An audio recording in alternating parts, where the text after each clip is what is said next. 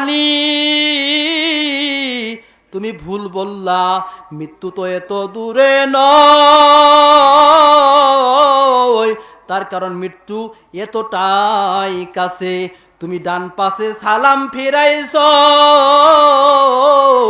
বাম পাশে সালাম ফিরাইতে পারবা কিনা, এর চাইতেও মৃত্যুটা কাছে,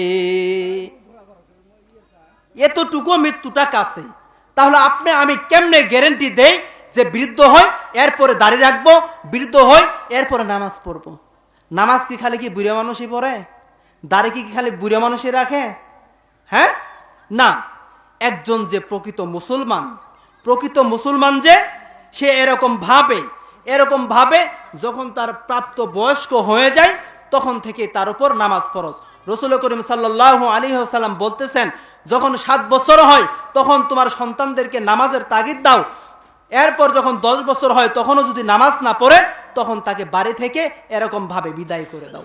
কিন্তু আমরা কয়জনে করি?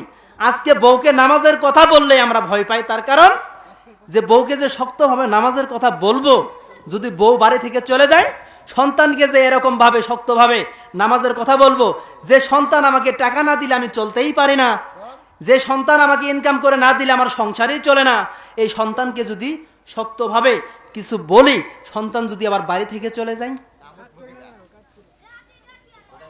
তো এজন্য আমাদেরকে এরকম ভাবে 5 ওয়াক্ত নামাজের প্রতি আমাদেরকে পাবন্দি গুরুত্ব করতে হবে, রোজার প্রতি আমাদেরকে গুরুত্ব করতে হবে। তো সম্মানিত উপস্থিতি, পর্দার আড়ালের মা বোনদেরকে বলবো যে মৃত্যুটা অনেকটাই কাছে। এজন্য আমার আল্লাহ রব্বুল আলামিন পবিত্র কুরআনের মধ্যে বলেন, ইয়া আইয়ুহাল্লাযীনা আমানুত্তাকুল্লাহা হাক্কা তুকাতিহি ওয়া লা তামুতুন্না ইল্লা ওয়া আনতুম মুসলিমুন। ও দুনিয়ার ইমানদারেরা, তোমরা মুসলমান না হইয়া কখনো কবরে এসো না। মুসলমান না হইয়া কখনো কবরে এসো না। আর রাসূলের একটা হাদিস আমি পড়েছি, মান সালাকা তরিকন ইয়ালতামিসু ফিহি ইলমান শাহালাল্লাহু লাহু বিহি তরিকন ইলাল জান্নাহ।